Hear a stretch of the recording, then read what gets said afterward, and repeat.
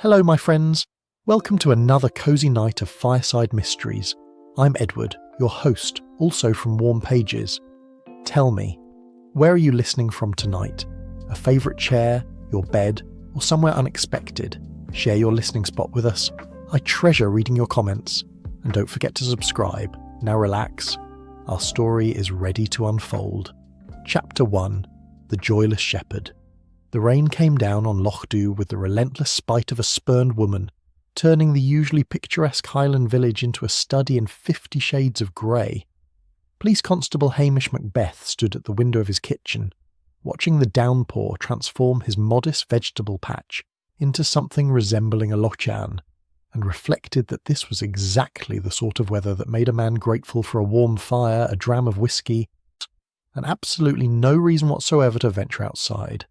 He was a tall, gangly man with hazel eyes that missed very little, despite his well-cultivated reputation for missing everything that might involve actual work.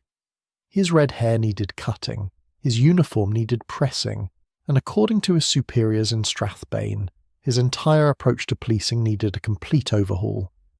Hamish, however, was quite content with things exactly as they were. "What do you think, Lugs?" he asked the dog lying by the peat fire. "Will we check on the sheep, or will we have another cup of tea first?" Lugs, a dog of indeterminate breeding with odd blue eyes that gave him a slightly demented expression, thumped his tail once. That, Hamish decided, was clearly a vote for tea. The wildcat, Sonsi, and opened one eye from her position on the sofa where she sprawled like some exotic Highland pasha, and gave him a look that suggested tea was an acceptable choice, provided it came with a saucer of cream.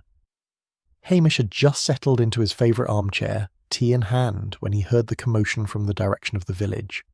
The sound of raised voices carried on the wind, punctuated by what sounded distinctly like the crash of furniture. Hamish sighed deeply. Peace and quiet in Loch Dhu were apparently not on today's menu. He pulled on his regulation waterproof jacket and Wellington boots, with the resigned air of a man who knew that duty, however unwelcome, was about to come calling. The source of the disturbance was the Loch Dhu pub, where most of the village's troubles either began or ended. Now, Hamish pushed open the door to find the usually convivial atmosphere replaced by a tension so thick you could have cut it with a scian dhu. At the centre of the storm stood a man Hamish had not seen before, tall and gaunt as a winter scarecrow, dressed in the black robes of a minister. His face had the pinched, disapproving look of someone who had been weaned on vinegar and raised on a diet of righteous indignation. "And I tell you, Archie MacLean," the man was thundering, his finger pointed like the sword of the avenging angel, "that your drunken sloth is an abomination in the eyes of the Lord. You spend your days in this den of iniquity while your wife toils at home." Archie MacLean, a small, weathered fisherman with the perpetually startled expression of a man who spent most of his life trying to avoid domestic responsibility, had gone pale. "Now see here, Minister," Archie began, but the black-robed figure was in full flow. "And you." The minister's attention swivelled to Hamish like a lighthouse beam seeking out wrecks. "Police Constable Hamish Macbeth, if I am not mistaken. I have heard of your lack of professional zeal, your shameful idleness, your complete disregard for the duties entrusted to you by the state." Hamish felt every eye in the pub turn toward him. He gave the minister his blandest smile, the one that made his superiors think he was too dim to be worth the effort of disciplining. "And you would be?" he asked mildly. "I am the Reverend Enoch McNair," the man announced, as if expecting a choir of angels to provide backing vocals. "I have been called to minister to this wayward flock, to root out sin and complacency, to bring the word of God to this God-forsaken corner of the Highlands." "God-forsaken, is it?" muttered Angus MacDonald from the corner, and there's us thinking God was quite fond of the place. The Reverend McNair's eyes narrowed. "Mock not, old man, lest you be found wanting when the day of judgment comes." The atmosphere in the pub had gone from tense to actively hostile. Hamish recognised the signs. Highlanders were a tolerant people, by and large, but they had their limits, and the Reverend McNair was dancing on those limits with hobnailed boots. It was at this moment that Fiona Campbell appeared in the doorway, carrying a tray laden with teacups. She was a slight woman in her mid-30s, with soft brown hair, and a face that seemed perpetually arranged in an expression of gentle concern. "Reverend McNair," she said in her quiet, melodious voice, "perhaps you might like some tea? It's terribly cold out, and I'm sure everyone would benefit from something warming." The minister's harsh expression softened fractionally. "Miss Campbell, at least there is one soul in this village who understands Christian charity." Fiona moved through the pub with the practised ease of someone accustomed to pouring oil on troubled waters. She served tea to the locals, murmuring soothing words, her presence somehow diffusing the worst of the tension. "And Constable Macbeth," she said, arriving at Hamish's side with a basket covered with a checked cloth. "I brought you some fresh scones. I thought they might help with this dreadful weather." "That's very kind of you, Fiona," Hamish said, accepting the basket. The scones were still warm, and the smell of them was heavenly. "It's nothing at all," she said, her smile gentle. "We must all look after each other, mustn't we?" The Reverend McNair finished his tea and swept toward the door with the air of a man who had delivered his message and found the response wanting. "I shall be watching," he announced to the room at large. "The Lord sees all, and through me he shall know the sins of this parish." The door slammed behind him with a finality that suggested divine displeasure. "Well," said the barman, breaking the silence that followed, "there goes the joylessest man ever to set foot in Lochdoub." Archie McLean looked shaken. "Did you hear him? Going on about my drinking like he's got some right to judge. I've a good mind to—" "Now, Archie," Fiona interrupted gently. "I'm sure the Reverend will settle in once he's been here a while. We must give him a chance." But Hamish, watching her calm, composed face, felt the first faint stirring of unease. There was something about the whole scene that didn't quite sit right, though he couldn't have said what. He gathered up his basket of scones and headed back to his police station, where Luggs and Sonsy were waiting. Outside, the rain continued its assault on the Highlands, and somewhere in the gathering darkness, the Reverend Enoch McNair was no doubt composing his first fire and brimstone sermon. Hamish had the distinct feeling that Lochdoub's peaceful days were, at least temporarily, at an end. He was more right than he knew. Chapter 2. The Silent Manse. Hamish was woken the next morning by a hammering on his door that suggested either the apocalypse or Mrs. Wellington, the minister's wife, in a state of high agitation. Given the comparative peace and quiet of the apocalypse, he rather hoped for the former. It was, in fact, Nessie Curry, one half of the village's twin spinster gossips, her face flushed with excitement and importance. "Constable, the minister's gone, vanished. The manse door standing open, and there's no sign of the Reverend anywhere." Hamish suppressed a yawn and reached for his trousers. "Have you checked the church? Maybe he's away praying." "At 6 a.m, with his breakfast sitting cold on the table and his robes lying in the hallway?" "I don't think so." By the time Hamish had dressed and made his way to the manse, Deal. A small crowd had gathered outside the grim Victorian building that served as the minister's residence. The manse had always put Hamish in mind of something from a Gothic novel, all dark stone and narrow windows that seemed to glower at passers-by. The front door was indeed standing open, swinging slightly in the morning breeze. Hamish pushed his way through the onlookers with the authority of a man who had no choice but to do his job. "Right. Everyone back," he said firmly. "This is a potential crime scene."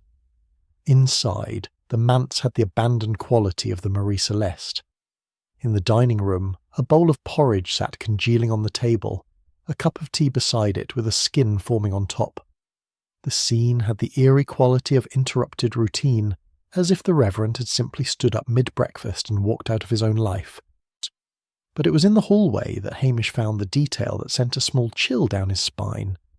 The Reverend's black robes lay crumpled on the floor in a heap, as if they had been discarded in haste.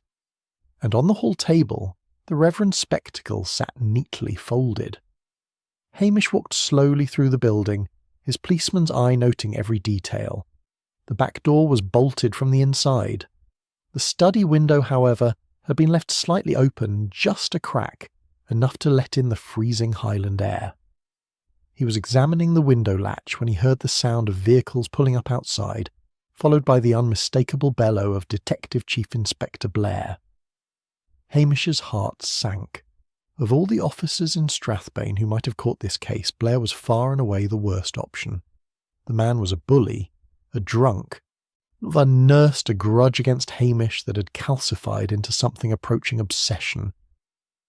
Blair came through the door like a bull entering the ring, his fat face already red with exertion and bad temper. Behind him trailed his long-suffering team, including Detective Inspector Jimmy Anderson, who caught Hamish's eye and gave an almost imperceptible shrug of sympathy. "Well, well, well," Blair announced, surveying the scene with the satisfaction of a man who has found exactly what he was looking for. "A locked room mystery, is it? Been reading too many detective novels, Macbeth?" "The door was bolted from the inside," Hamish said mildly, "but there's a window in the study that was left open." "Don't need your help, Constable," Blair snapped.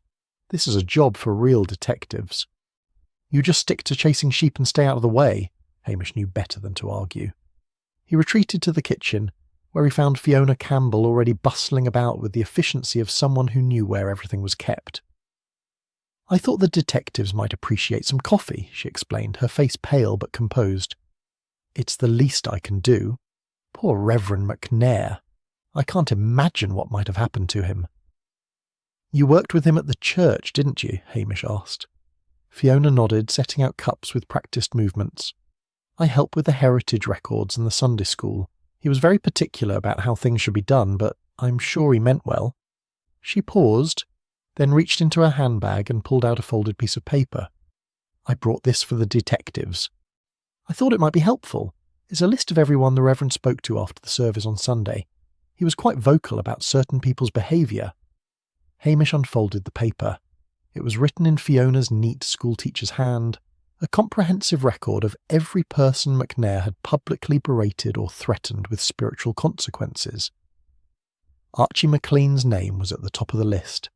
"That's very thorough of you," Hamish said slowly. "Well, I was there," Fiona said simply. "I heard everything he said. I thought it might help find out what happened to him." Blair's voice roared from the study, demanding coffee and competence, not necessarily in that order. Fiona picked up the tray with steady hands and carried it through. Hamish stood in the empty kitchen, listening to the sounds of the investigation proceeding without him. Something about the whole situation felt wrong, like a piece of music played slightly off-key. The abandoned breakfast, the discarded robes, the window left open to the cold, and most puzzling of all, the door bolted from the inside. If someone had attacked McNair, how had they gotten in? And if McNair had left of his own accord, why leave his spectacles behind? The man was as blind as a mole without them. Jimmy Anderson appeared in the doorway, coffee cup in hand. "Blair's already decided it's murder," he said quietly. "He's got his eye on your fisherman friend, the one who had the row with McNair yesterday." "Archie wouldn't hurt a fly," Hamish protested. "Aye, well, Blair's not interested in character references. He wants a quick arrest and a pat on the back from the brass." Jimmy took a sip of his coffee and grimaced. "This is going to get messy, Hamish. Blair's already talking about bringing in half the village for questioning." "He'll terrify them into saying anything," Hamish said grimly. "That's rather the point," Jimmy agreed. "Look, I'll do what I can to keep him from running completely wild, but you know what he's like when he thinks he's onto something." After Jimmy had gone, Hamish slipped back into the study for one more look. The room was dominated by a heavy oak desk and floor-to-ceiling bookshelves. He ran his eye over the titles, mostly theological texts and historical records of the parish. It was then he noticed something odd. One of the books on the shelf looked newer than the others, its spine not quite aligned with its neighbours. Hamish pulled it out carefully. It wasn't a book at all, but a hollow box made to look like one, and inside the box was a small brass key. Before we could examine it further, Blair's voice cut through the house like a foghorn. "Macbeth, what are you doing skulking about? I thought I told you to clear off." Hamish slipped the key into his pocket and emerged from the study with his most vacant expression. "Just checking the windows were secure, sir." "The day I need a village bobby to tell me how to secure a crime scene is the day I retire," Blair snarled. "Now get back to your sheep or whatever it is you do all day and leave the real police work to professionals." Hamish departed with what he hoped looked like suitable meekness, the key burning a hole in his pocket. Outside, the village had gathered in small clusters, their faces reflecting various degrees of shock, excitement, and in some cases poorly concealed satisfaction. The Reverend McNair had not made many friends in his brief tenure. Fiona Campbell was walking back toward the village, her coat pulled tight against the cold. She turned as Hamish approached. "Do they have any idea what happened?" she asked. "Early days yet," Hamish said carefully. "It's all so terrible," Fiona said softly. "I know he wasn't the warmest of men, but surely no one would actually harm him." "You'd be surprised what people are capable of when they're pushed far enough," Hamish replied, watching her face. For just a moment something flickered in Fiona's eyes, something that might have been fear, or might have been something else entirely. Then her usual gentle expression returned. "I suppose you're right," she said quietly. "I should get to the school. The children will have heard the news by now, and they'll need reassurance." Hamish watched her walk away, her figure small against the grey Highland sky, and felt again that nagging sense that something was not quite right. Back at his police station, he fed Lugs and Sonsie and made himself a strong cup of tea. Then he took out the brass key and examined it carefully. It was old, ornate, the kind of key that might open a safe or a locked box, and wherever it led, Hamish had the distinct feeling it would take him closer to understanding what had really happened to the Reverend Enoch McNair. Outside, the rain had started up again, and somewhere in Strathbane, Blair was doubtless preparing to make life miserable for the innocent people of Lochdew. Hamish sighed, scratched Lugs behind the ears, and settled in to do what he did best. Think about the problem from every angle while appearing to do absolutely nothing at all. Chapter 3. Sifting the Highland Gossip. Hamish knew from long experience that the surest way to get information in a Highland village was not through official channels, threats, or even bribery, but through the ancient and honourable tradition of gossip. And if there was one thing Lochdew excelled at, it was gossip. The following morning found him making his way to the Curry sisters' cottage, a neat little dwelling that overlooked the harbour. Nessie and Jessie Curry were twins who had perfected the unsettling habit of finishing each other's sentences, or more accurately repeating them with minor variations. "Constable Macbeth!" Nessie exclaimed, opening the door before he'd even knocked. Come in. We were just saying how terrible this business is." "Terrible," echoed Jessie. "Ah, just terrible." The sisters settled him at their kitchen table with tea and cake, their eyes bright with the excitement of having actual news to impart rather than mere speculation. "Now then," Hamish began, accepting a slice of what appeared to be Dundee cake. "I understand you ladies see most of what goes on in the village." "We keep our eyes open," Nessie said primly. "Eyes open," Jessie confirmed. "And did you happen to notice anything unusual the day the Reverend disappeared? Anyone visiting the manse, perhaps?" The sisters exchanged glances, a form of silent communication that Hamish had never quite been able to decipher. "Well," Nessie said slowly, "there was that young man down by the harbour." "Young man?" Jessie nodded. "'Tis very suspicious looking." "He was arguing with the Reverend," Nessie continued, "quite heated." "It was?" "Heated," Jessie agreed. "Could hear them from here." Hamish leaned forward. "What time was this?" "About 4:00, Nessie said decisively. 4:00, Jessie confirmed. "And what did this young man look like?" "City clothes," Nessie sniffed. "All expensive-like. Dark hair, thin face." "Thin face," Jessie repeated. "Looked like trouble." Hamish made a mental note. A mysterious stranger arguing with McNair hours before his disappearance was certainly worth investigating. His next stop was Angus MacDonald's cottage, perched on the hillside like a hermit's retreat. Angus had a reputation as a seer, claiming the gift of second sight that ran in certain Highland families. Hamish, being a practical man, put more faith in Angus's network of cronies than in any supernatural abilities. But the old man's information was usually reliable. He found Angus sitting by his fire, his ancient border collie at his feet. "I've been expecting you," Angus announced in his reedy voice. "Have you now?" Hamish said, well accustomed to Angus's theatrical pronouncements. "Aye, the cards told me you'd be coming, and they told me something else too." Angus tapped the side of his nose mysteriously. "There's more to the minister's disappearance than meets the eye." "That's generally the case with disappearances," Hamish observed dryly. "What have you heard, Angus?" The old man's eyes gleamed. "I heard that the Reverend had been poking about in the old parish records. Going back decades he was, looking into families' histories. Any idea why?" "Knowledge is power, Hamish," Angus said cryptically. "Oh, and the Reverend struck me as a man who liked power." "Did you happen to see who was visiting him at the manse?" Angus considered this. "My nephew Donald mentioned seeing a fancy car parked outside the day before he vanished. Edinburgh plates, he said." That matched the description of the mysterious young man. Hamish filed it away. "You're a good man, Angus," he said, preparing to leave. "The cards also say you should be careful," Angus called after him. "Not everything in Loughdoob is as it seems." Hamish walked back toward the village, pondering this.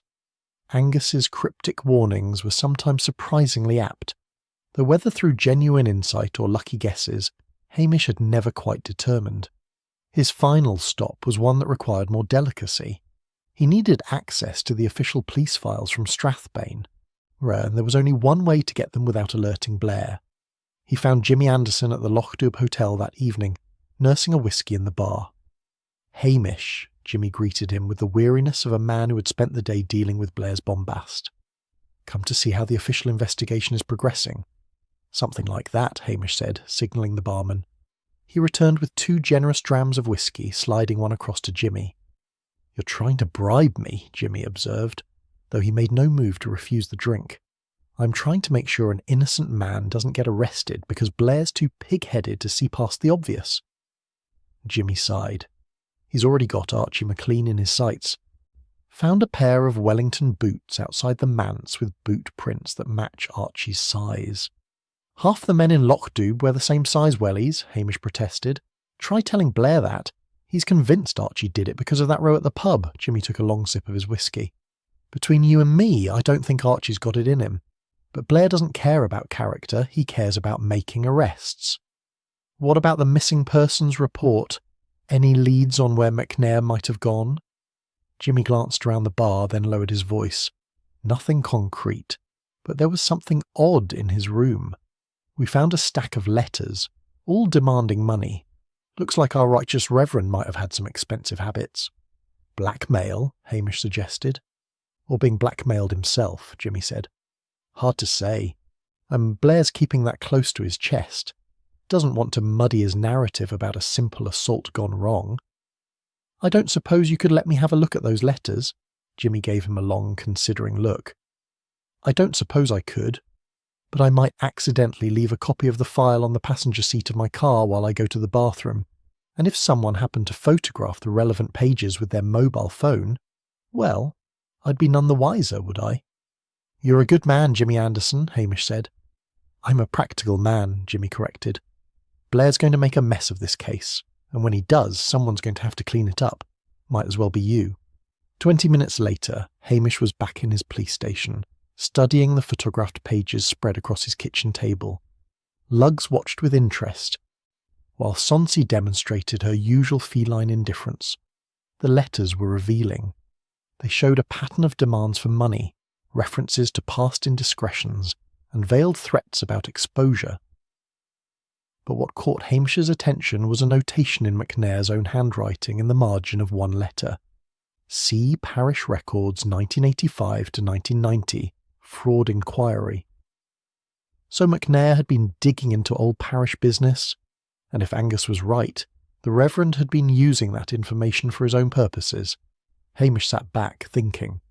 A mysterious young man with Edinburgh connections arguing with McNair, financial demands and blackmail, old parish records from decades ago. And somewhere in all of this, a man had vanished from a locked house, leaving behind his breakfast and his spectacles. There was also the brass key he'd found. Tomorrow, he'd have to find out what it opened. His mobile phone buzzed. It was a text from Jimmy. "Blair planning to arrest Archie tomorrow morning. Thought you should know." Hamish swore softly.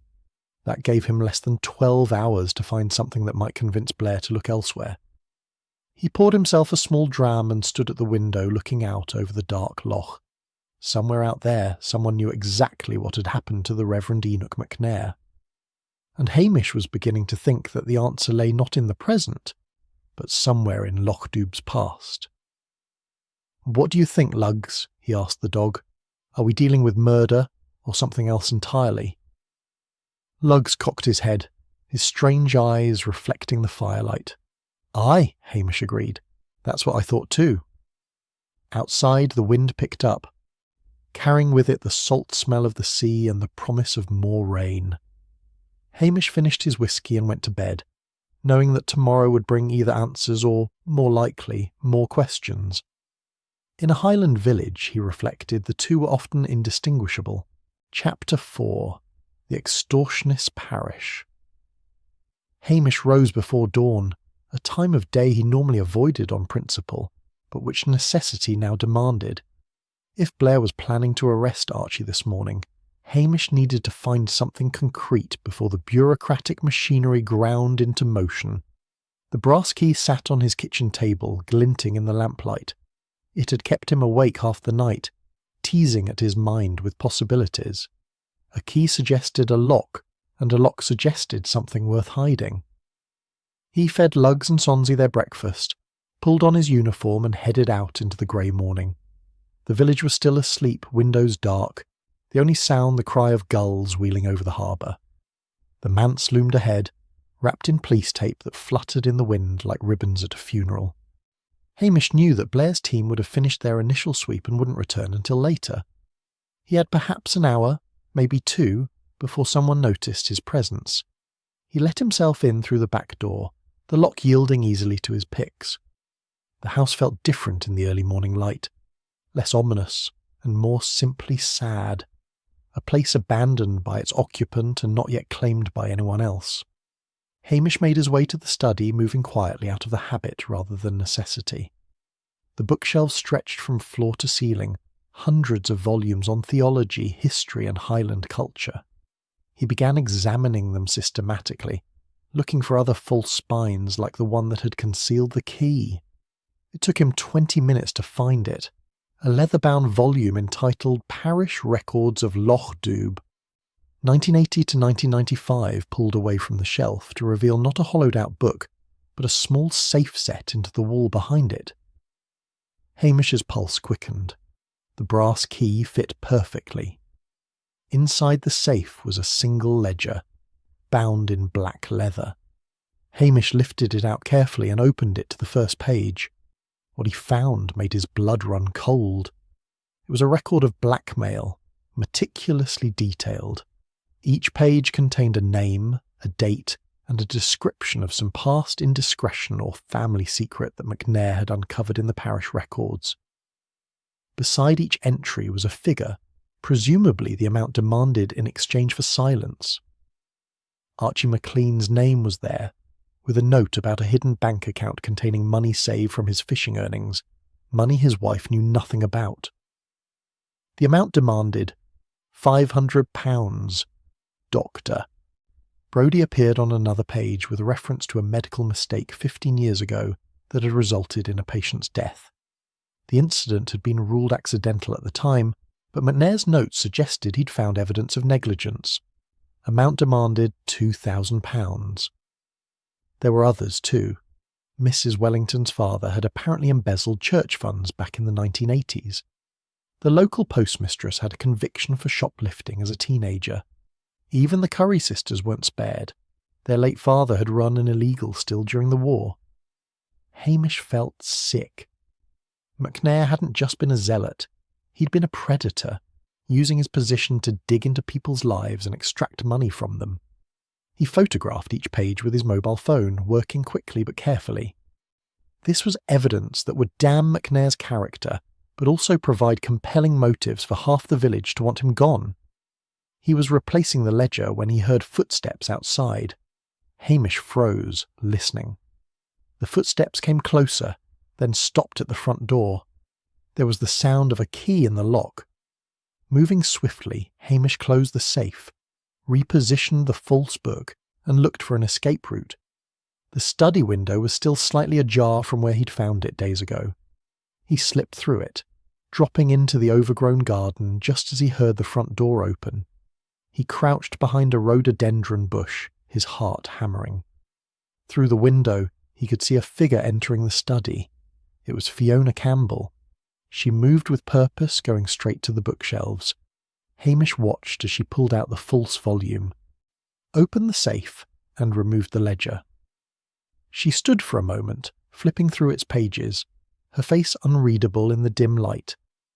Then she replaced it, closed the safe, and left the room as quietly as she'd come. Hamish waited until he heard the front door close and her footsteps fade away before he climbed back through the window. His mind was racing. Fiona had a key to the manse. She knew about the safe, and she'd been checking the ledger. Was her name in it?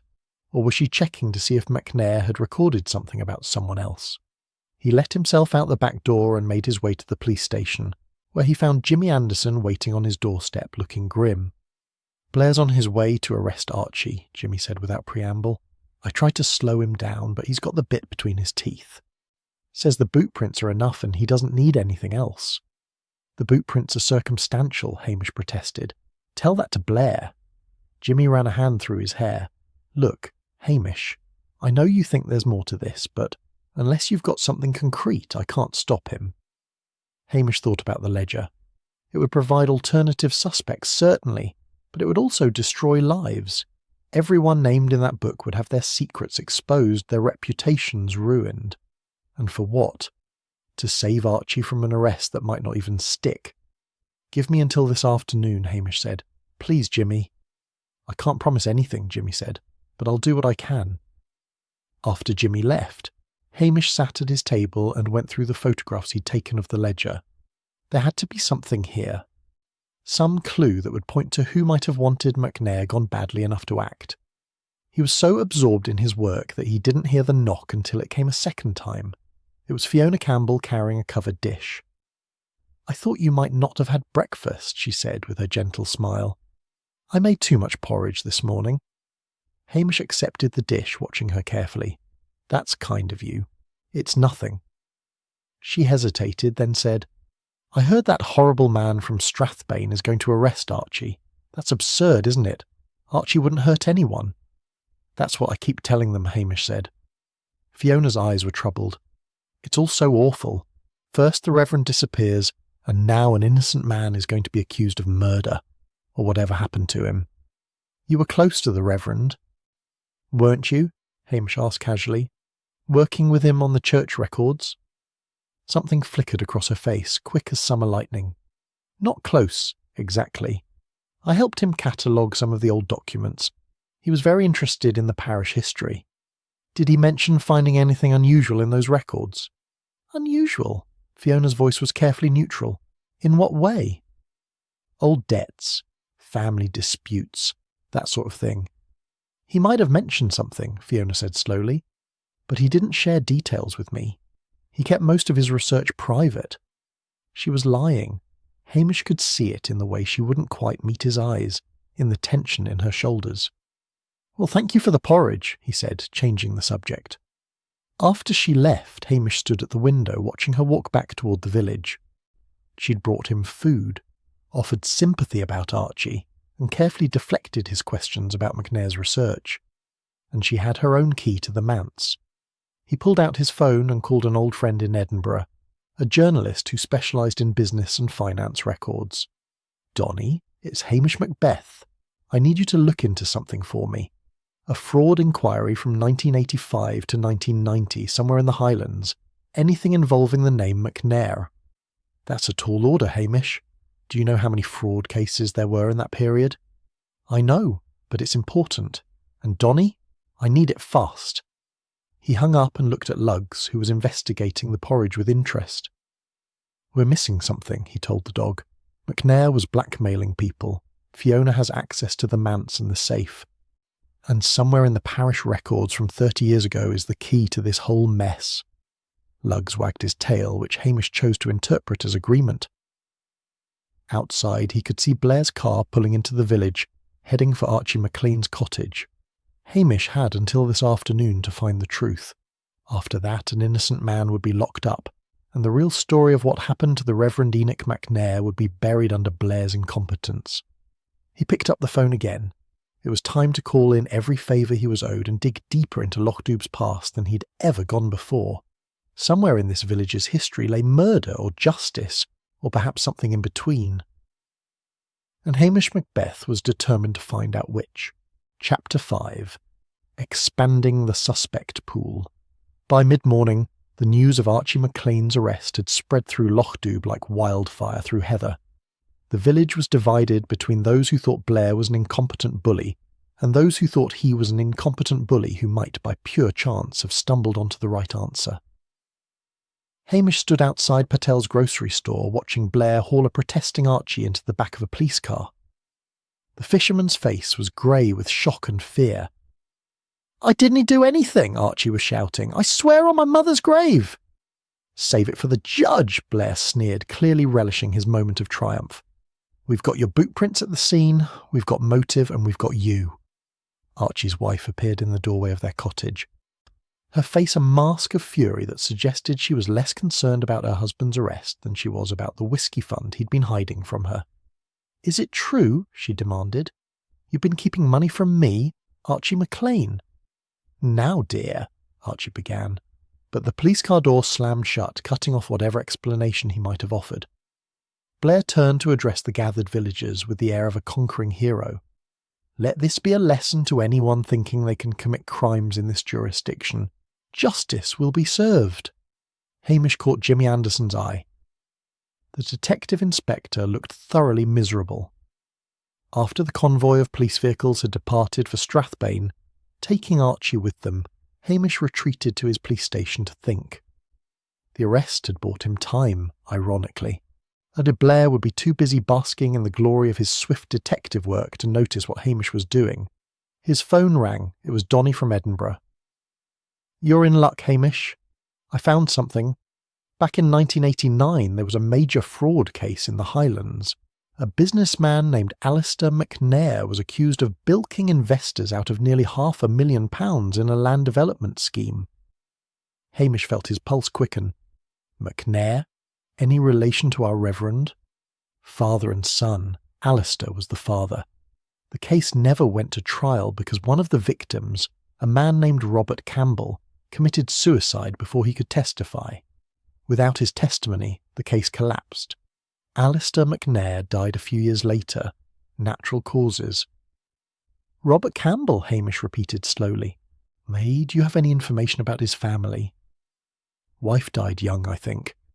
There might have been a daughter, but I'd have to dig deeper." "Do that.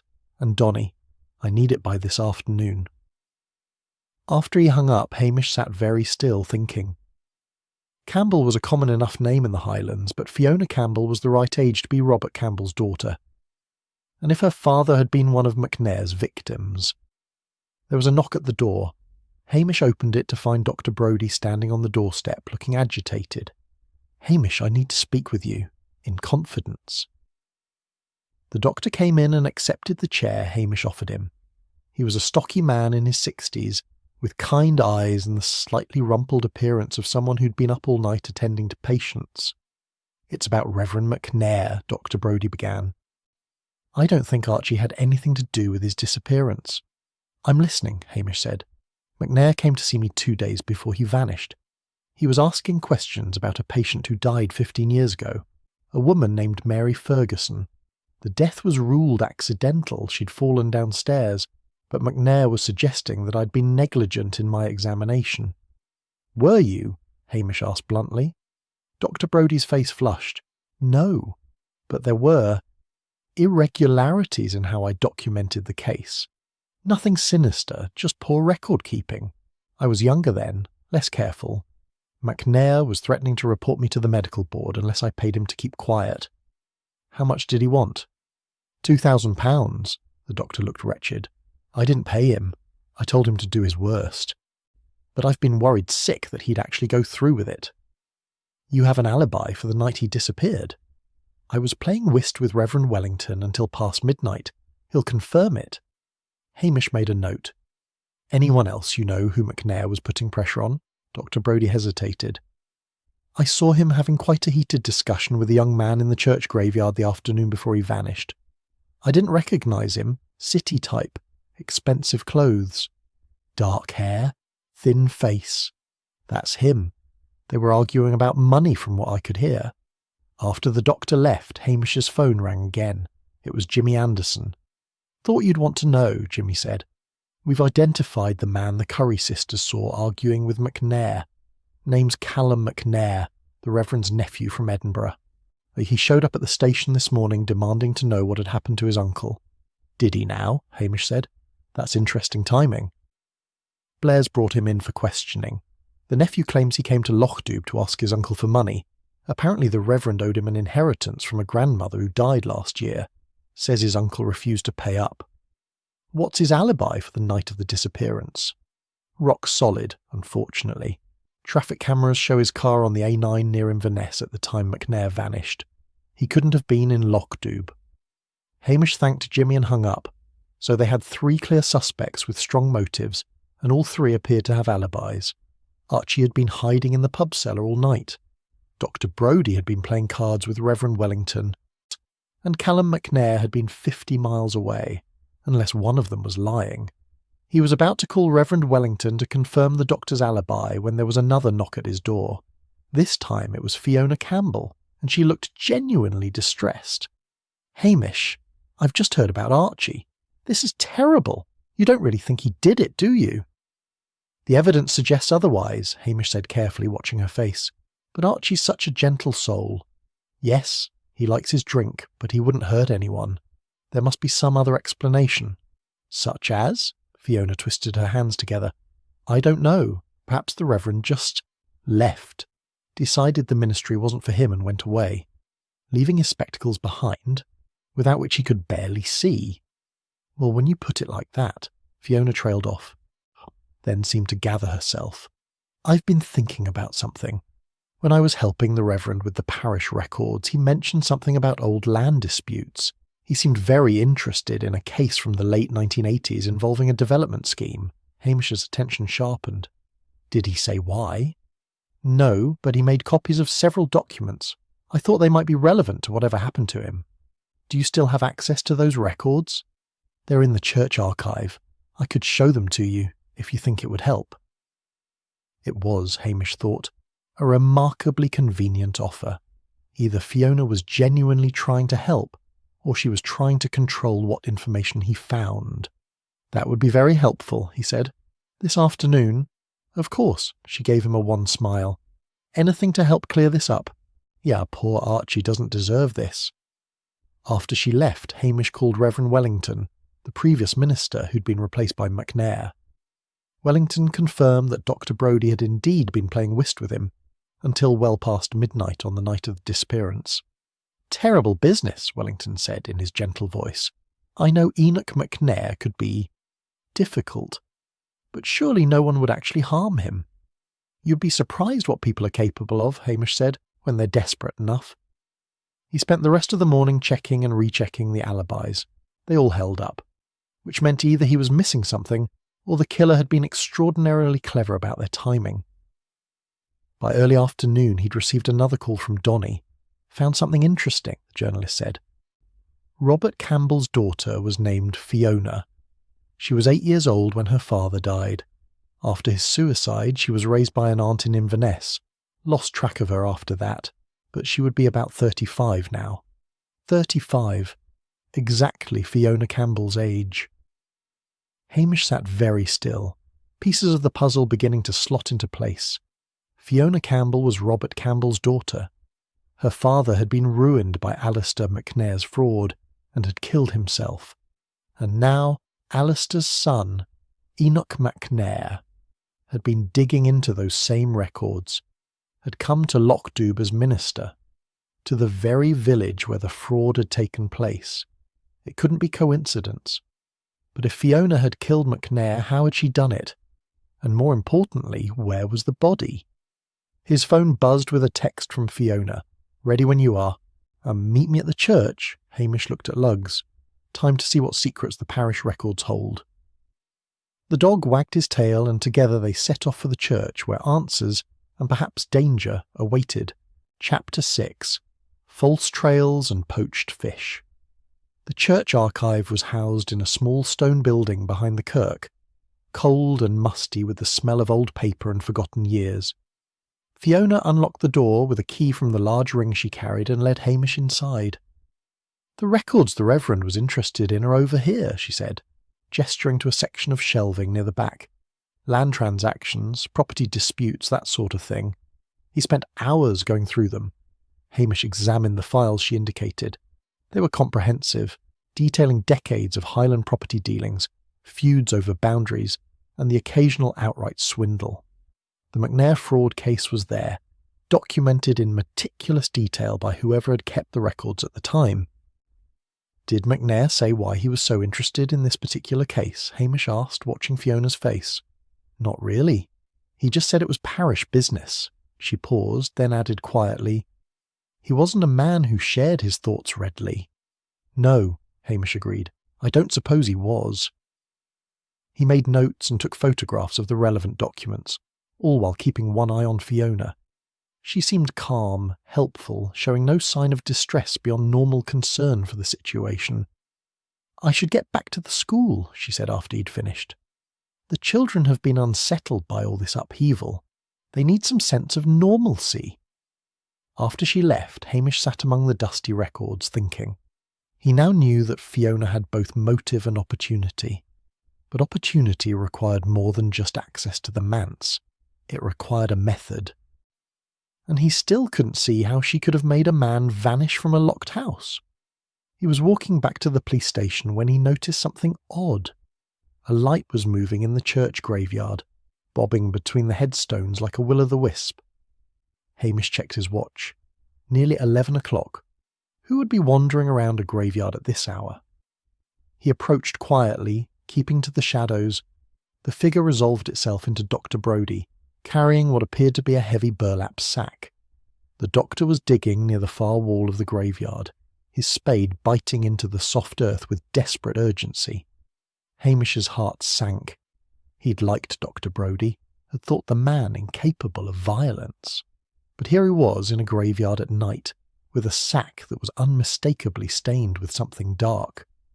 "Dr. Brodie," Hamish said, stepping out of the shadows. The doctor nearly jumped out of his skin. The spade fell from his hands with a clatter. "Hamish! Good God, you frightened me half to death!" "What are you doing, Doctor?" Dr. Brodie's face in the torchlight was a picture of guilt and misery. "I can explain. I think you'd better." The doctor set down the sack with a heavy thud. "Before you jump to conclusions, I want you to know that I had nothing to do with MacNair's disappearance. What I'm doing here is, well, it's illegal, but it's not murder." "Then what is it?" Dr. Brodie sighed deeply and opened the sack. Inside was not, as Hamish had half feared, a body part, but a large salmon, its silver scales gleaming in the torchlight. "Poached?" Hamish asked. "From the Laird stream. I know. It's wrong. But my wife's been on at me for weeks about wanting fresh salmon, and I couldn't afford to buy one from the fishmonger, and it was just sitting there in the stream, practically begging to be caught." Despite the seriousness of the situation, Hamish felt a wave of relief so strong it was almost giddiness. "So you caught it illegally, and now you're trying to bury the evidence?" "My wife saw the blood on my jacket when I came home. Started asking questions about whether I'd been in some kind of accident. I panicked and told her I'd hit a deer on the road. But then I had to get rid of the salmon before she found it in the shed."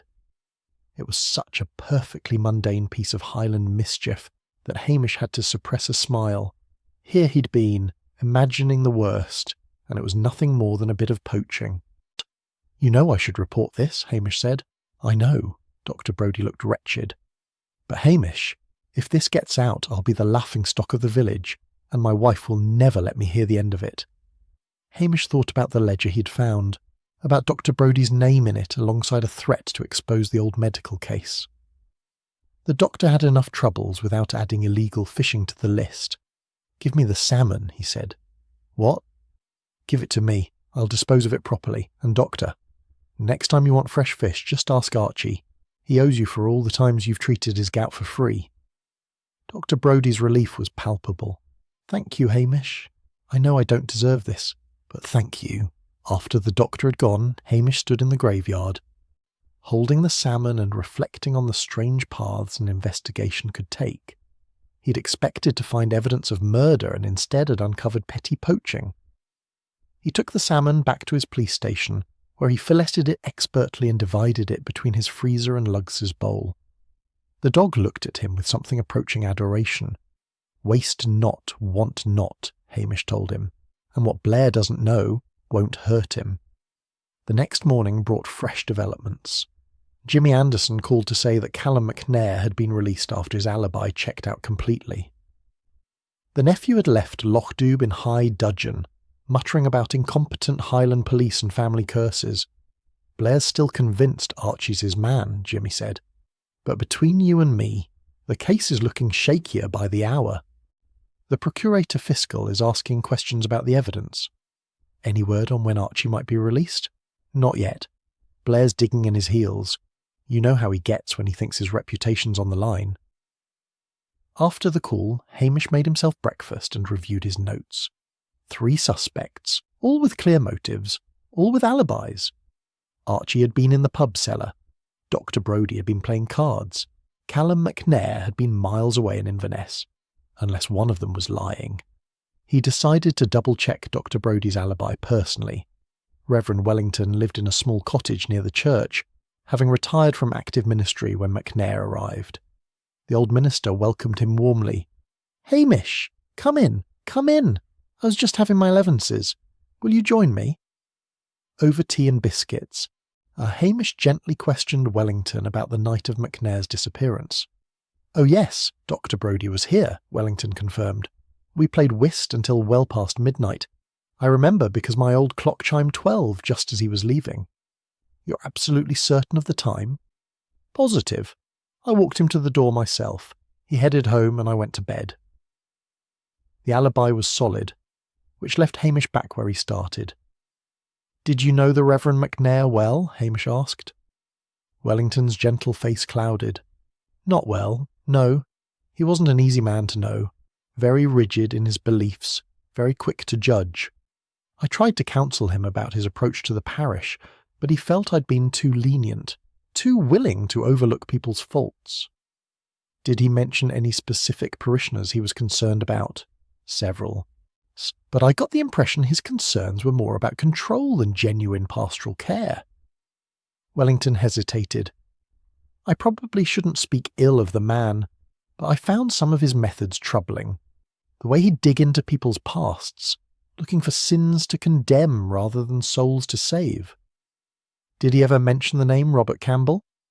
Wellington thought for a moment. "Not that I recall. Why do you ask?" "Just following a lead," Hamish said vaguely.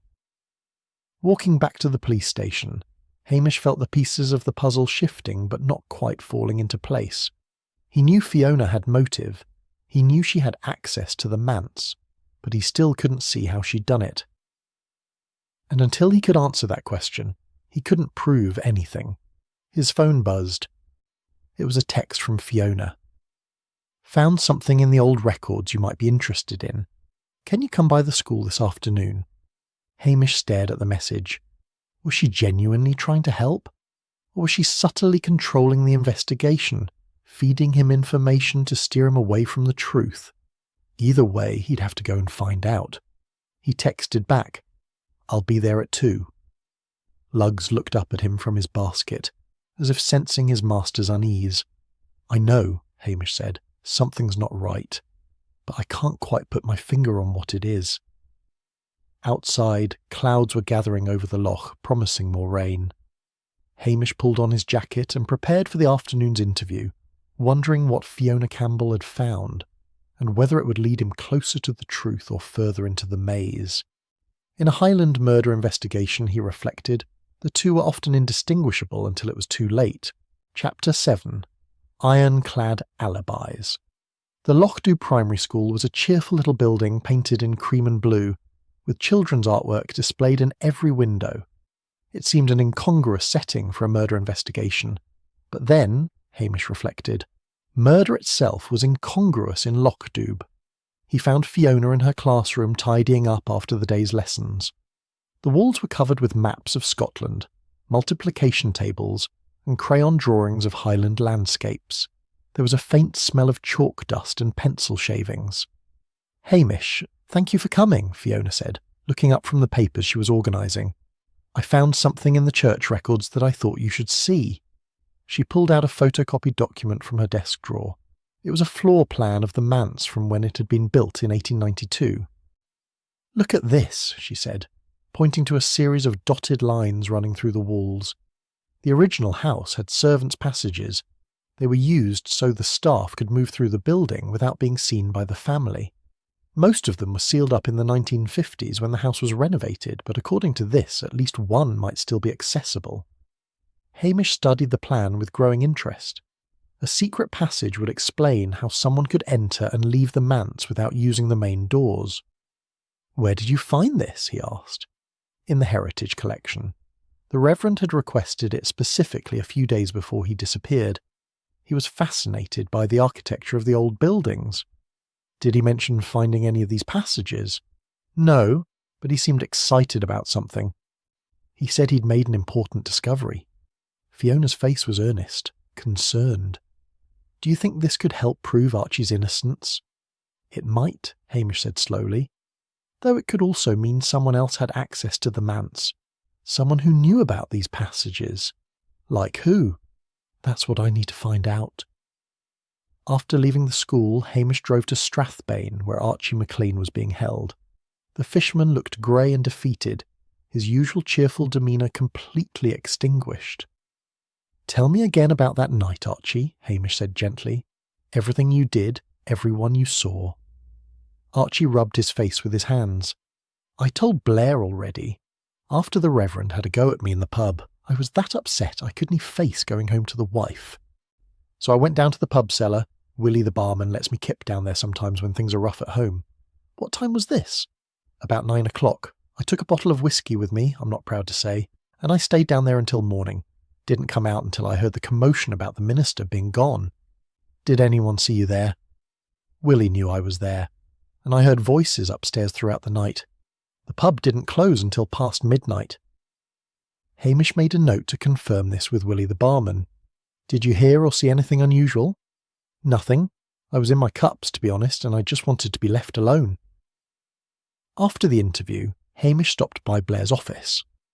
The Detective Chief Inspector was in a foul mood, having just been questioned by the Procurator Fiscal about the strength of his case. "What do you want, Macbeth?" Blair snarled. "Just following up on some details, sir," Hamish said with his most guileless expression. "I spoke with Archie, and his story hasn't changed." "Course it hasn't. Criminals always stick to their lies. Willie at the pub confirms Archie was in the cellar all night. Willie's his friend. He'd say anything to protect him." Hamish decided not to push it. Blair in this mood was immovable. On his way back to Lochdew, he stopped at the pub and spoke with Willie, who indeed confirmed that Archie had been in the cellar from 9 o'clock onward. "I checked on him a few times during the night," Willie said. "The poor wee man was miserable. His wife had been on at him about money again. Yeah, and then the minister humiliated him in front of everyone. He just wanted to hide for a bit." "Did you see anyone else acting strangely that night?" Willie thought about it. "Not really. The usual crowd was in. Everyone was still talking about the Reverend and what a piece of work he was. Dr. Brodie left about 11:30 to play cards with old Wellington. Fiona Campbell stopped by earlier to drop off some collection tins for the church fund." "What time was that?" "Oh, early. 6-ish maybe. She wasn't here long." Hamish filed this away. The timeline was becoming clearer, but it still didn't answer the central question. How had someone made McNair vanish from a locked house? The next day he went to confirm the final alibi. He found Callum McNair's car on the traffic camera footage that Jimmy had mentioned, clear as day, travelling north on the A9 at the exact time McNair must have disappeared. So all three main suspects had alibis that checked out, which meant either 1. Someone else had killed McNair, someone Hamish hadn't identified yet, 2. One of the alibis was cleverly faked, or 3. Something else entirely had happened. Hamish was beginning to suspect it was the third option. That evening he returned to the manse. The police tape was still up, but the building was deserted. He let himself in through the back door and stood in the hallway trying to think like the killer. McNair had been here, having breakfast. His robes were found in the hallway, his spectacles on the hall table. The front door had been bolted from inside, the study window left slightly open. Hamish walked slowly through the house, examining every room with fresh eyes. In the study he pulled out books at random, checking for more false fronts. In the bedroom he examined the wardrobe, the floorboards, the fireplace. It was in the main bedroom that he found it. A section of the oak panelling that didn't quite match the rest. He pressed it experimentally, and with a soft click it swung inward to reveal a narrow passage. So the secret passages were real. Hamish pulled out his torch and entered the passage. It was cramped and dusty, clearly unused for decades, but someone had been here recently. He could see marks in the dust where something had been dragged along the floor. The passage led down a steep set of stairs and emerged, eventually, in what had once been the servants' quarters at the back of the house. From there, a door led directly outside. So it was possible to enter and leave the manse without using any of the main entrances, but that still didn't explain how the killer had known about the passages, unless they'd lived here before. Hamish stood very still, his mind racing. The manse had been built as a private residence originally. It hadn't become the minister's house until the 1920s. Before that, it had belonged to various Highland families. He pulled out his phone and called Donnie in Edinburgh. "I need you to find out who owned the Lochdoub manse before it became church property," he said, going back to the 1980s. "That'll take some digging, I know, but I think it's important." While he waited for Donnie to call back, Hamish sat in his police station and thought about Fiona Campbell. She'd been remarkably helpful throughout this investigation. Too helpful. Perhaps. She'd provided the list of McNair's enemies. She'd shown him the floor plans with the secret passages. She'd been at the manse with her own key, and she'd grown up somewhere in the Highlands before moving to Lochdoub to teach. His phone rang. It was Donnie. "You're not going to believe this," the journalist said. The manse was owned by the Campbell family from 1950 until 1989. It was sold to pay off debts after Robert Campbell's suicide. The church bought it for a song. Hamish felt something click into place in his mind. The daughter, he said, Fiona Campbell, she would have grown up in that house. Makes sense. She'd have been there from birth until she was 8 years old enough to know the house inside out. After he hung up, Hamish sat staring at the wall. Fiona had grown up in the manse. She would have known about the secret passages. She would have known every inch of that building. And then McNair's father had destroyed her family, forcing them to sell the house. Her father had killed himself. And decades later, McNair's son had returned to Lochdoub as minister, living in the house that should have been Fiona's inheritance. It was a motive written in grief and loss and 30 years of waiting. But it still didn't tell him what had happened to McNair's body, or how Fiona had managed it, given that she'd been seen at the pub at 6 o'clock, hours before the disappearance. He needed more evidence, and he knew where to find it. Tomorrow he would search the school, because if Fiona had killed McNair there would be traces. There were always traces. Outside the wind picked up, rattling the windows of his croft house. Lugs whined softly, sensing his master's unease. "Almost there," Hamish told the dog. "Almost there." But he knew that the final confrontation, when it came, would not be pleasant. Because Fiona Campbell, with her gentle voice and her helpful manner, had been hiding in plain sight all along, and the thing about hiding in plain sight was that eventually Everyone stopped looking at you at all. Chapter 8. The School Teacher's Flaw. Hamish arrived at the school early the next morning, before the children were due. He'd asked Fiona to meet him there, telling her he wanted to review the timeline she'd given to Blair. She'd agreed readily enough, with that same helpful eagerness she'd shown throughout. She met him at the door with her usual warm smile. "Come in, Hamish. I've made tea." They sat in her classroom, surrounded by the cheerful chaos of children's learning. Hamish pulled out his notebook and the timeline Fiona had provided to Blair on the first day of the investigation. "I just want to make sure I have everything straight," he said, his voice casual. "You said you saw the Reverend at the church on the afternoon before he disappeared." "That's right, about 3 o'clock. He was in the vestry, working on his sermon. And you mentioned he'd been researching a specific historical parish record. Do you remember which one?" Fiona nodded, reaching for a folder on her desk. It was the 1889 property register.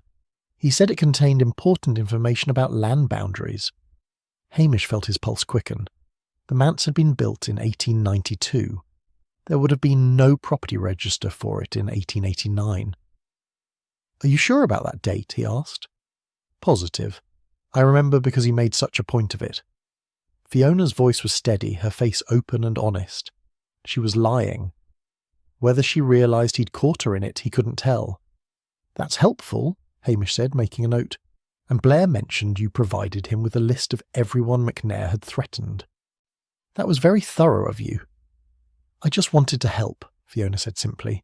"Poor Archie is still locked up in Strathbane, isn't he? It's terribly unfair." "Aye, it is," Hamish agreed. He paused, then added, "You know, something's been bothering me. When did you give that list to Blair? I don't remember seeing you at the manse on the first day." For the first time, something flickered in Fiona's eyes. "I brought it to him later that morning, after I'd had time to think about who might have had a grudge against the Reverend." "But you put it together very quickly," Hamish observed, "almost as if you'd been thinking about it already." "Well, I had witnessed the scene at the pub," Fiona said. "It was fresh in my mind." Hamish let it pass, but filed it away. The list had been too comprehensive, too detailed. You are to have been assembled in the space of a few hours, unless Fiona had been keeping track of McNair's threats all along. After leaving the school, Hamish returned to the manse. In the bright morning light, he searched the building again, this time knowing what he was looking for. In the study, he found it. A tiny trace of coloured chalk dust on the windowsill, the kind teachers used for classroom demonstrations. It was bright blue, distinctive. He photographed it carefully, then moved to the hallway where McNair's robes had been found. There, near the baseboard, was a small scrap of paper. Not just any paper, but wallpaper. Old, vintage wallpaper with a pattern of roses and vines. Hamish held it up to the light. It looked like it had been torn from a larger piece, the kind someone might keep as a memento. He photographed it as well. Then he went back to the secret passage. In the narrow space, his torch beam caught something he'd missed before. Caught on a rough edge of the wall was a thread. Cotton, dyed a soft blue, exactly the colour of the cardigan Fiona had been wearing the day McNair disappeared. 3 pieces of evidence, small, easily overlooked, but damning when taken together. Hamish sat in the dusty passage and thought about what he knew. Fiona had grown up in this house. She would have known about the passages, would have played in them as a child, and she would have kept mementos of her childhood home, perhaps including scraps of the original wallpaper. But when had she been here? The timeline didn't work. She'd been at the pub at 6 o'clock, seen by Willie and others. McNair hadn't disappeared until much later that night, unless she'd come back. Hamish pulled out his phone and called Willie at the pub. "Willie, when Fiona Campbell dropped off those collection tins, do you remember what she was wearing?" "Eh? What kind of question is that?" "Just answer, please." Willie thought about it. "A blue cardigan, I think." "Aye, definitely blue. I remember thinking it matched her eyes." "And she definitely left after dropping off the tins." "Aye, she did. Said she had marking to do." Hamish thanked him and hung up. So Fiona had been wearing the blue cardigan that evening, and a thread from a blue cardigan was caught in the secret passage. He was building a case piece by piece, but he still needed the crucial element, proof that Fiona had been at the manse at the time of McNair's disappearance. His phone rang. It was Jimmy Anderson. "Thought you'd want to know," Jimmy said. "We've been going through McNair's belongings more carefully. Found something interesting in his study, a letter he'd started writing but never finished." "What did it say?" "It was addressed to the church authorities. He was planning to report that Fiona Campbell had been using church funds inappropriately. Something about discovering she'd falsified records to hide the fact that her family used to own the manse." Hamish felt the pieces falling into place. He was going to expose her. Looks like it. The letter was dated the day before he disappeared. After he hung up, Hamish sat very still, thinking. McNair had discovered who Fiona really was. He'd been planning to expose her, to destroy her reputation in the village where she'd built a new life. And Fiona, Aoife, who had spent 30 years quietly living in the shadow of her family's ruin, had finally snapped. But there was still the question of timing, and the question of what had happened to McNair's body. Hamish decided it was time to have another look at Fiona's classroom. He waited until school was over and the building was empty, then let himself in with the master key that Willie had loaned him years ago, and never asked for back. The classroom looked different in the fading afternoon light. The children's drawings on the walls cast strange shadows, and the chalk dust motes danced in the air. Hamish began searching systematically. Fiona's desk yielded nothing unusual. Lesson plans, marking, the usual detritus of a teacher's life. But in the storage cupboard at the back of the room, he found something interesting. A large display board covered with vintage wallpaper, the exact same pattern as the scrap he'd found at the manse, and there, in the corner of the board where a piece had been torn away, was a gap. The size and shape matched the scrap perfectly. Hamish photographed it, his mind working furiously. Fiona had been creating displays for the classroom using wallpaper from her childhood home. She'd kept pieces of it all these years, unable to let go of the house that should have been hers. He was about to leave when he noticed something else. On Fiona's desk, partially hidden under a stack of exercise books, was a handwritten note. It was in Fiona's neat script, and it was addressed to Archie McLean. The note claimed to be from McNair, threatening to expose Archie's whiskey fund unless he paid £200, but the handwriting, while a reasonable attempt at McNair's spiky scrawl wasn't quite right. Hamish had seen enough of McNair's writing in the ledger to recognise the forgery. Fiona had planted evidence against Archie. The newly discovered threatening note she'd mentioned to Blair. It had been a fabrication, designed to ensure the investigation focused on someone else. Hamish felt a deep sadness settle over him. Fiona Campbell, the gentle schoolteacher who'd brought him scones and tea, who'd been so helpful and concerned throughout the investigation, was a murderer. Or at least she'd been involved in McNair's disappearance. But he still couldn't prove it, not without finding McNair's body, and he had no idea where that might be. He was walking back to his police station when his mobile rang. It was Angus MacDonald, the old seer. "Hamish?" "The cards are telling me something," Angus said in his reedy voice. "They say you're looking in the wrong place." "Where should I be looking?" Hamish asked, humouring the old man. "Not where. When. You're thinking about the night of the disappearance, but you should be thinking about the morning after." Hamish stopped walking. "The morning after?" "Aye. The cards show me water and stone and something hidden in plain sight. Water and stone, hidden in plain sight." And suddenly, Hamish knew exactly where McNair's body was. "Angus," he said, "you're either a genius or the luckiest guesser in the Highlands." "Bit of both, probably," Angus said, and hung up. Hamish stood in the gathering dusk looking out over Lochdoub Harbour. Water and stone and something hidden in plain sight. Tomorrow. He would prove what had happened to the Reverend Enoch McNair, and tomorrow he would confront Fiona Campbell with the truth. But tonight he would go home to Lugs and Sonsey, and he would mourn for the gentle schoolteacher who'd turned to murder to avenge her father's death. Because in the Highlands, Hamish knew, justice and tragedy were often two sides of the same coin. Chapter 9. Sins of the Past. Hamish spent a restless night, his mind churning through the implications of what he'd discovered. By dawn, he'd made his decision. Before confronting Fiona, he needed to understand the full story of what had happened 30 years ago. He drove to Inverness, to the offices of the Highland Gazette, where their archives went back over a century.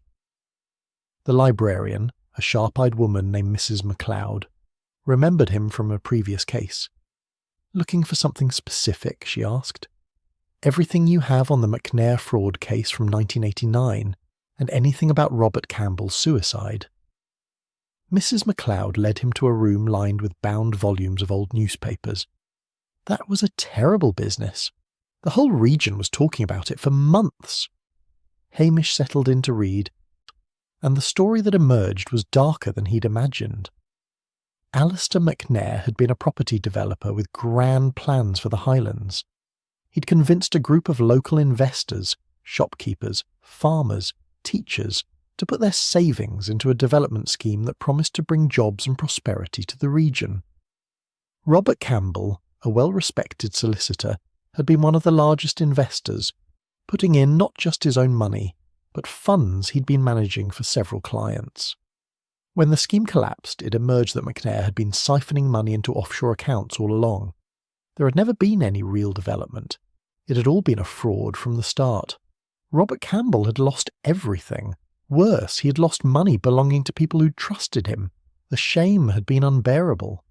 According to the newspaper reports, he'd locked himself in the manse, his family home, and hanged himself from the rafters in the study. His daughter Fiona had been the one to find him.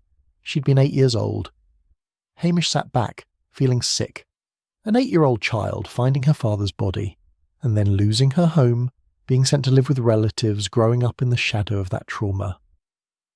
There was more. The newspaper reported that the church had bought the manse from the bankruptcy trustees for far less than its value, and decades later Alistair McNair's son had been appointed as minister to that very church, to live in that very house. It must have felt like a final insult to Fiona. The son of the man who destroyed her family, living in a childhood home, sleeping in the room where her father had died. Hamish found one more article. From just a few weeks before McNair's disappearance. A small notice reporting that historical artefacts had been discovered during renovations at the manse. Items that had been hidden in the walls during the 1989 bankruptcy proceedings. So that's what McNair had found. Not just evidence of Fiona's identity, but proof that her father had hidden valuable items to keep them from the creditors. Items that might have helped pay back the people he'd defrauded. McNair had used that information to threaten Fiona, and Fiona, who'd spent 30 years quietly teaching children in the village where she'd lost everything, had finally broken. Hamish thanked Mrs. MacLeod and drove back to Lochdu, his mind heavy with what he'd learned. He understood now why Fiona had done it. Understanding didn't excuse it, but it explained the decades of pain that had led to that moment. Back in Lochdu, he went straight to the harbour. Water and stone, Angus had said, hidden in plain sight. The harbour wall was made of large stones, fitted together with mortar. Some of the stones were hollow, used as lobster pots or storage for fishing equipment. Hamish walked along the wall, examining each one. It was in the third stone he checked that he found what he was looking for. The mortar around one particular stone was fresher than the others, recently replaced. Someone had removed the stone, used the hollow space behind it, and then carefully replaced it. Hamish called Jimmy Anderson. "I need a forensics team at Lochdu Harbour," he said, "and you might want to prepare Blair. His case against Archie McLean is about to fall apart." 2 hours later, the forensics team had carefully removed the stone. Inside the hollow space wrapped in plastic sheeting was the body of Reverend Enoch McNair. Blair arrived in a fury, his face purple with rage. "This doesn't prove anything. Archie could have put him there." "Archie was locked up in Strathbane when this stone was mortared in place," Hamish pointed out. "The mortar's only a few days old. You can see it's fresh." "Then someone else did it. One of Archie's friends." But even Blair could see that his case was crumbling. The procurator fiscal, who'd arrived with the forensics team, was already making notes. We'll need to review the evidence against Mr. McLean, the fiscal said firmly, in light of this discovery. While Blair blustered and argued, Hamish walked away from the scene. He knew what had happened now. Fiona had used the secret passage to enter the manse on the night of McNair's disappearance. She'd confronted him, probably tried to reason with him, and when that failed, she'd struck him down with something heavy, most likely one of the brass candlesticks from the church. Then she'd faced a problem. She had a body and no way to dispose of it without being seen. So she'd hidden it in the secret passage overnight, then moved it the following morning to the harbour, using the chaos of the initial search to mask her actions. The stone hollow would have been known to her from childhood. The Campbell family had owned the fishing rights along that stretch of the harbour for generations. It was clever, it was calculated, and it was murder. Hamish went to the school and waited. When Fiona emerged after the children had gone home, she saw him leaning against his police car and stopped. For a long moment they looked at each other across the empty schoolyard. "You found him," she said. It wasn't a question. "Aye," Hamish said quietly, "in the harbour wall." Fiona's face was calm, almost relieved. "I knew you would, eventually. You're much cleverer than that awful man from Strathbane." "Why did you do it, Fiona? Why not just tell someone what McNair was threatening?" "Tell them what?" Fiona's voice was bitter. "That my father stole artefacts during his bankruptcy. That the gentle school teacher they trusted was really the daughter of the man who defrauded half the region. McNair would have destroyed me, just like his father destroyed my family. So you killed him." "I killed a monster," Fiona corrected. A man who used his position to extort money from vulnerable people. A man who was going to expose my father's final desperate act and make everything he suffered for mean nothing.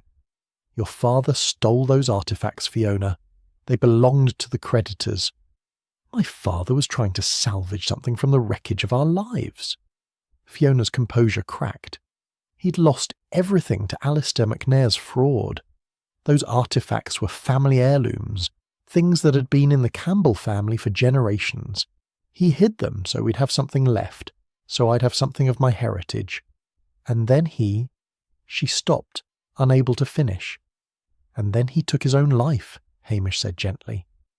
"I found him," Fiona whispered. "I was 8 years old and I found my father hanging in the study of our home. Do you know what that does to a child? Do you know what it's like to grow up knowing that the man who caused it all, Alistair McNair, never faced any real consequences? He died comfortable in his bed, while my father died in shame, and my mother drank herself to death within 2 years. So when Enoch McNair came to Lochdoub, it was like a ghost returning to haunt me," Fiona said.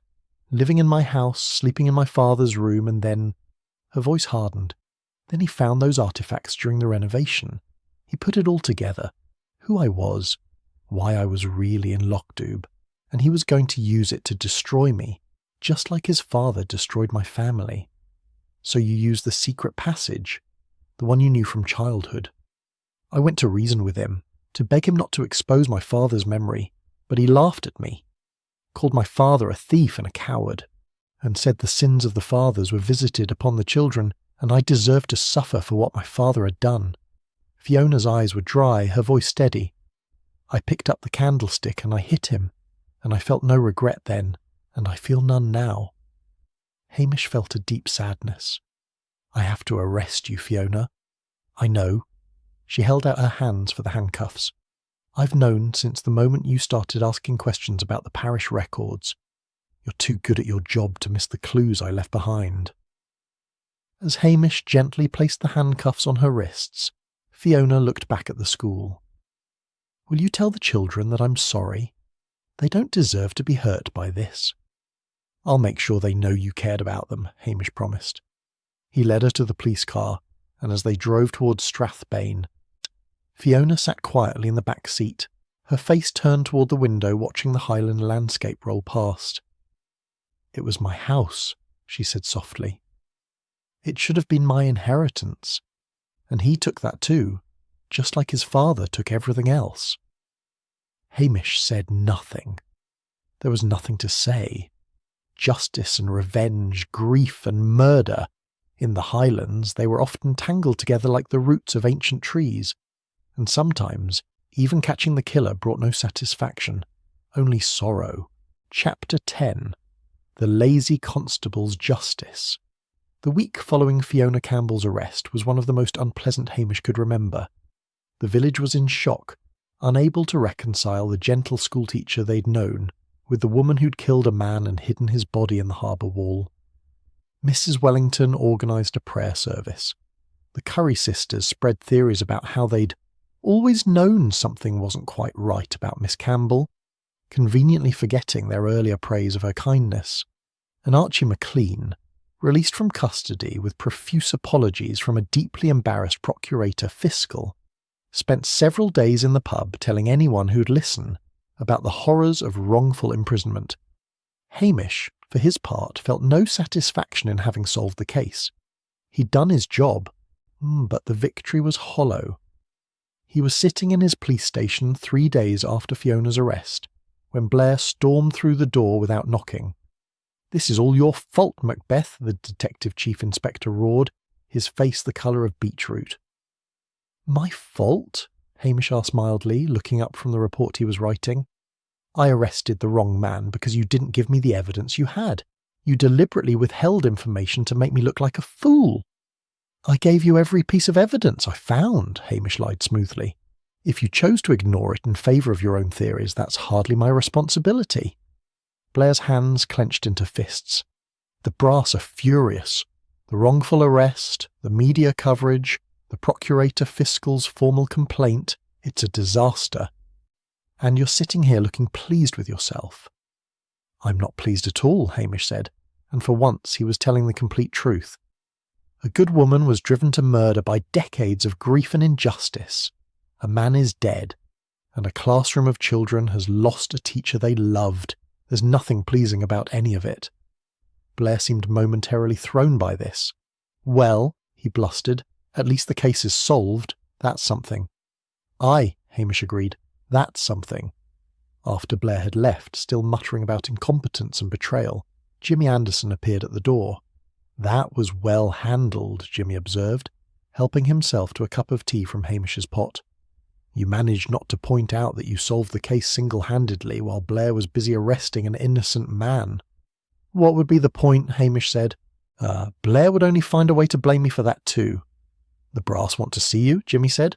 "There's talk of commendation, maybe even a promotion." Hamish's stomach sank. "A promotion? Don't look so horrified. Most people would be thrilled.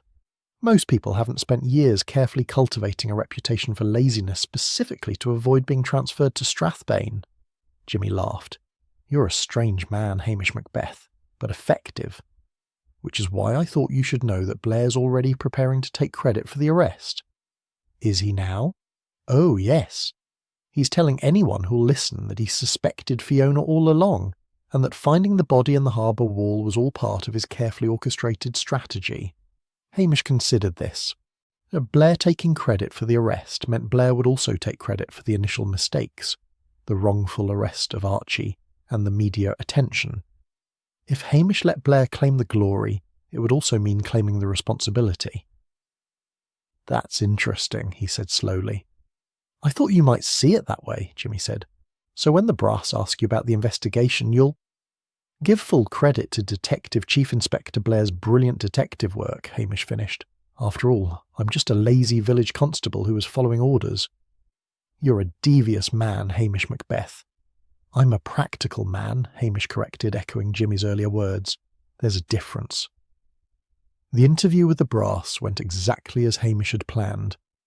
He sat in front of 3 senior officers in Strathbane and carefully explained how DCI Blair had directed the entire investigation, how Blair's keen instincts had identified Fiona as a suspect early on, and how Blair's strategic thinking had led to the discovery of the body. "And what was your role in all this, Constable Macbeth?" the senior superintendent asked. "I just followed DCI Blair's orders, sir," Hamish said with his most vacant expression. "I'm afraid I'm not much good at the complicated detective work. I'm better suited to village policing, keeping the peace, that sort of thing." The superintendent made a note. DCI Blair mentioned you'd been helpful in a supporting capacity, but he also noted concerns about your initiative. Aye, sir, Hamish agreed sadly. I'm not one for initiative, I'm afraid. Prefer to stick to what I know. After the interview, the superintendent spoke with his colleagues. Blair may have bungled the arrest, one said, but he got there in the end, and clearly Macbeth isn't promotion material, too passive, too comfortable in his little village. Agreed, the superintendent said. We'll give Blair a formal reprimand for the wrongful arrest, but acknowledge his eventual success in solving the case, and Macbeth can stay where he is. He seems happy enough. Which was exactly what Hamish had been hoping for. A week later, Blair received his reprimand along with a grudging acknowledgement of his role in catching the killer. The media ran stories about the complex case and the dedicated detective who'd persevered despite setbacks. Blair, basking in the qualified glory, decided that perhaps the investigation hadn't been a complete disaster after all, and Hamish Macbeth remained a constable in Lochdoub, exactly where he wanted to be. The village slowly returned to normal. A supply teacher arrived to take over Fiona's class.